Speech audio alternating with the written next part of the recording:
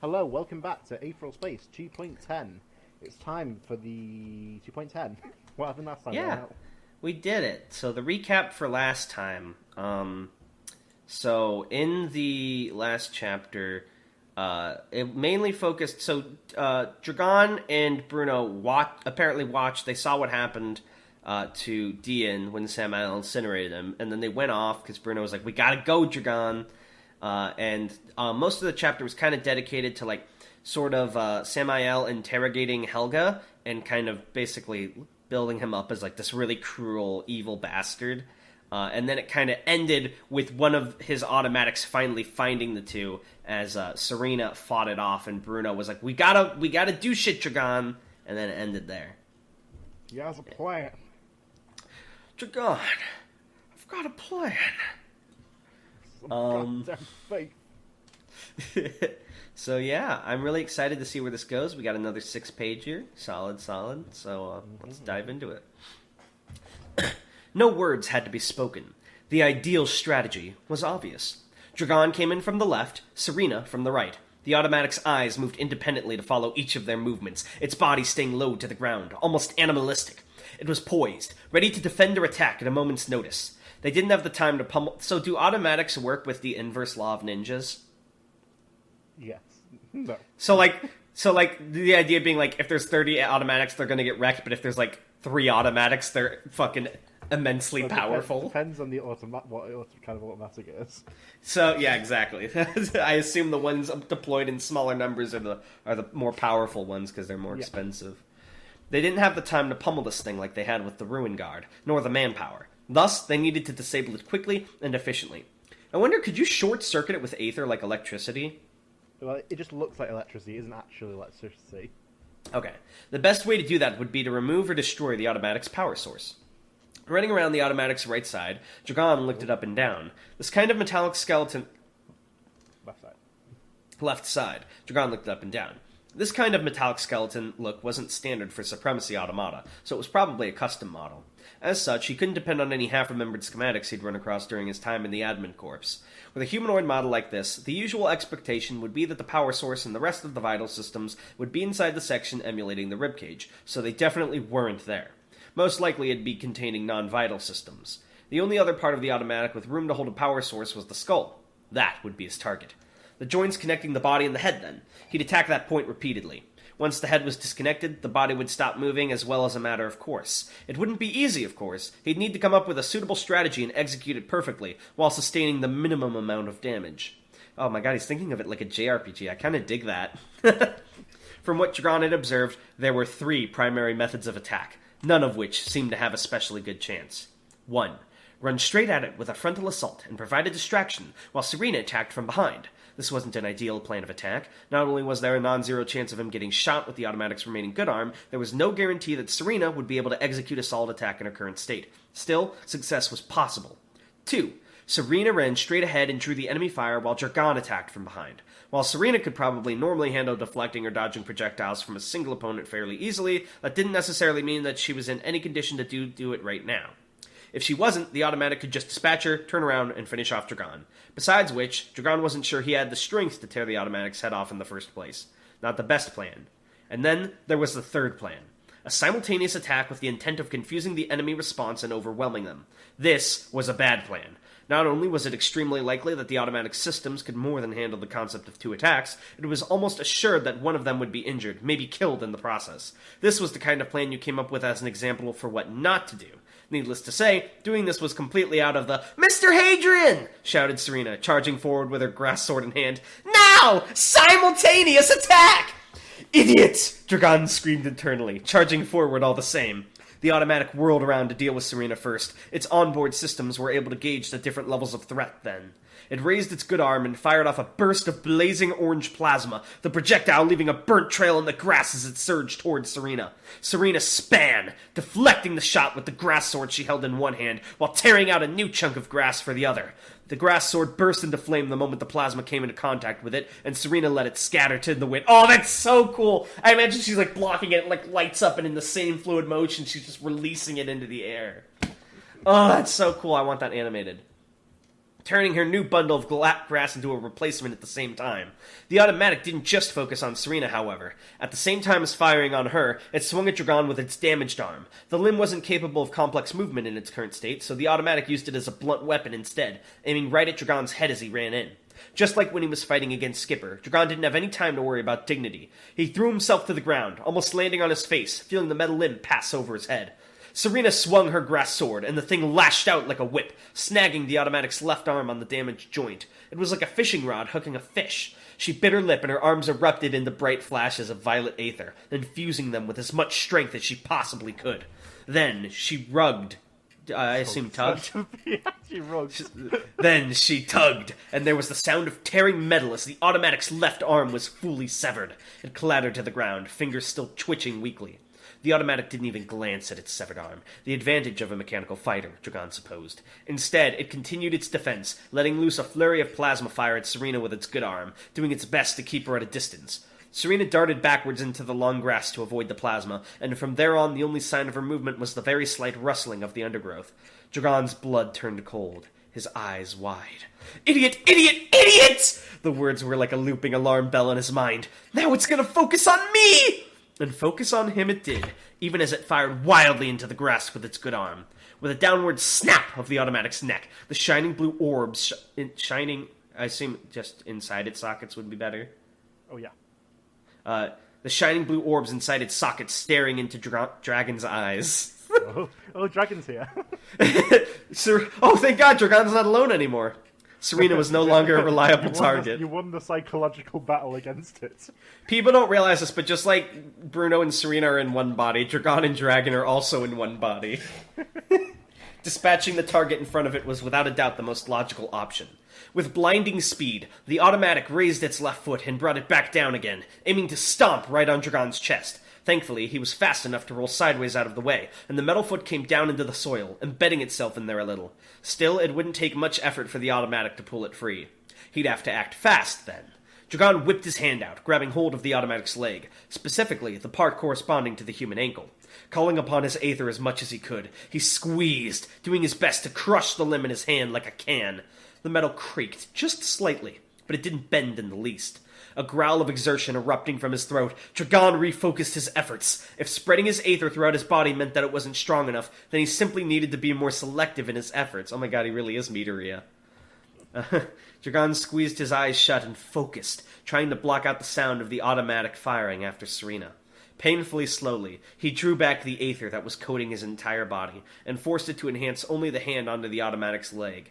No, only the very tips of the fingers of that hand. That's very reminiscent of JoJo Part 2 Hamon training. Dragon, the way he uses his aether does remind me a lot of Hamon. The sound of creaking metal grew louder, drowned out as it was by the plasma fire, until it culminated in a hollow-sounding snap, accompanied by a smell like that of burning paper. The automatic lurched to the side, but managed to steady itself with its other leg. At the same time, Serena burst out of the foliage, charging straight at the automatic with a grass sword in each hand. It seems like the automatic was about to turn its full attention to Dragon, but Serena's sudden charge took full priority. It raised its good arm in her direction, pointing straight at her head, and Dragon saw the telltale orange glow intensifying inside the barrel. Even with a gun pointed right at her face, Serena just grinned as if that was what she'd been planning for. Immediately, the grass swords in her hand crumbled and scattered in the wind. Her eyes narrowed, her grin transitioned into a serious scowl. Violet aether deepened into purple as Bruno took control. In the moment before the automatic fired, Bruno thrust his palm forward, and the air just outside the automatic's gun barrel began to ripple unusually. Dragon's eyes, widened as he... He's like the Speedwagon, he's back commentating. Dragon's eyes widened as he realized just what had happened. Bruno had created one of his force fields right next to the gun's barrel, where the shot was about to come out. When the automatic fired, The automatic fired. Colliding with the force field, the shot burst while still partly inside the automatic's arm. Fragments of half-metal... What? Wait, what? Half-melted, I assume is what you meant. Yes. Half-melted metal went flying in every direction as the arm exploded, and Dragon had to cover his face with his hands to make sure it wouldn't be hit by a stray fragment of shrapnel or plasma. The automatic, now armless, staggered back, its previously blue eyes now a dangerous red. It tried to recover, lifted a leg with which to kick Bruno with force like a pile driver, but Bruno wasn't there anymore. Instead, Serena ducked under the kick, picking up the severed left arm of the automatic as she came low to the ground. There was a flash of violet aether, accompanied by the sound of screeching and warping metal. The arm reshaped itself into a metal broadsword, smoke rising from inside it as the numerous internal components were smashed beyond recognition. Spare plasma, too, began to leak from the cracks in the sword's surface. Likely it would only last a few seconds. But those few seconds were all Serena needed. The violet aether coating Serena's arms were joined by twin flares infusing her legs, and with them, she kicked off the ground, moving so fast that she seemed more like a violet line speeding through Dragon's vision than an actual humanoid figure. There's a lot of dragons this time around. It's because he's doing a lot of stuff. And that violet line was headed directly for the automatic. The automatic didn't even get the chance to move. The violet line passed it, and a moment later its head went flying off, the neck joints cleanly carved away, a few drops of plasma from the sword still smoking on its upper torso. This is the part in Persona 5 where, the fucking, kill combo, screen pops up. Serena does the pose. The body crumpled like... Executed! The body crumpled like a puppet with its strings cut. Oh my god, fucking... Serena, I've been waiting for this! And the head fell to the floor. The red lights in its eyes died, and the whirring that had previously been audible inside its casing trailed off. Dragon picked himself up and took a deep breath, doing his best to ignore the noxious scent of burnt grass. Hey, you added more scent description! Yeah, I did very blatantly start adding more scents. I actually have noticed, and I'm really proud of you. Serena skidded to a halt. That's the telltale sign of a good writer. They take criticism and they will start immediately putting the recommendations, assuming they're worth their time, into the work, rather than making excuses for why they aren't there. I feel like that's a thing that newer writers you have to be careful of, because it's easy to get defensive of your work because you put a lot of time and effort in. But if you don't take those criticisms and work with them, then you won't really improve. But Tanhony's always constantly improving, constantly getting better. Every new thing he writes is better than the last. Thank you. It's awesome. Serena skidded to a halt, leaving a trail of steam behind her as her aether dissipated. She breathed out, hard. Wow! That was harder than I thought it would be! How are you, Mr. Hadrian? Dragon put his hands on his knees, bending over as he caught his breath. His aether slowly drifted off of him like crackling blue smoke. I'm fine. I'm okay. Serena gave him an enthusiastic thumbs up, grinning widely. That's super! The thumbs up didn't have a long lifespan. Oh my god, sorry. Hyperventilating as Dragon made me dizzy in real life. A moment later, Bruno took the hand down and plunged it into his pocket, scowling. We need to keep moving, he said, stalking past Dragon, eyes flicking this way and that in search of further threats. You weren't exactly quiet back there. Dragon frowned. Me? I barely did anything! You and Serena were the ones sending out the heavy artillery! Exactly, said Bruno, not even looking at him. You barely did anything. A surge of anger ran through Dragon's body, turning his blood hot. They were on the run, with more automatics probably not far behind them, and Bruno couldn't resist the urge to indulge this petty grudge of his. He didn't move. Instead he spoke. Okay. Tell me this then, Bruno. What exactly is your plan here? We run, we keep running, then what? What happens once you're out of action again? Hole up in a cave and hope for the best? Bruno sighed. You have a better idea? Barely a second passed before he continued. Didn't think so. Dragon's hand landed on Bruno's shoulder, and he whirled him around with all his strength, forcing him to look right at him. Bruno's eyes were wide. This had surprised him. This resolve! Dragon jabbed a finger right in his face, narrowly resisting the urge to make it a fist instead. Listen, asshole! Dragon hissed, fingers shaking from anger, his hand gripping Bruno's thin shoulder as hard as it could. I'm getting really fucking sick of your attitude. Bruno scowled. Get your hands off me! I'm talking now! Growled Dragon. I have a talking stick. And Bruno actually stopped talking for a moment. I really don't care if you like me. I couldn't care less if you don't trust me. I do not care about you in the least. If you have a problem with me, just come out and say it, like 5-year-olds know how to. It wasn't long ago I saved your life, so don't keep throwing all this petty shit at me. Especially not right now. Got it? Bruno glared at Dragon, so close that he could see his own reflection in Bruno's eyes. I can't believe Dragon actually grew a pair of balls. What the fuck? Without it, So this must have been the angry. dragon came out in him. He became so angry. Without a doubt, he could get out of Dragon's grip without much effort at all. Instead, he glanced away, clearly uncomfortable with being challenged. Fine! He pretty much spat out the word. Dragon let him go, and Bruno staggered backwards, rubbing his shoulders. That had felt good. A wonderful bit of schadenfreude from the annoyance Bruno had become in the last few days. So, he muttered after a moment or two. What is your plan, then? Waiting is a loser's game, replied Dragon, kneeling down and picking up the automatic's fallen head with both hands. Well, I assume that's supposed to be wheel. Yeah. It's sometimes it's correct well to wheel, and sometimes it just doesn't care.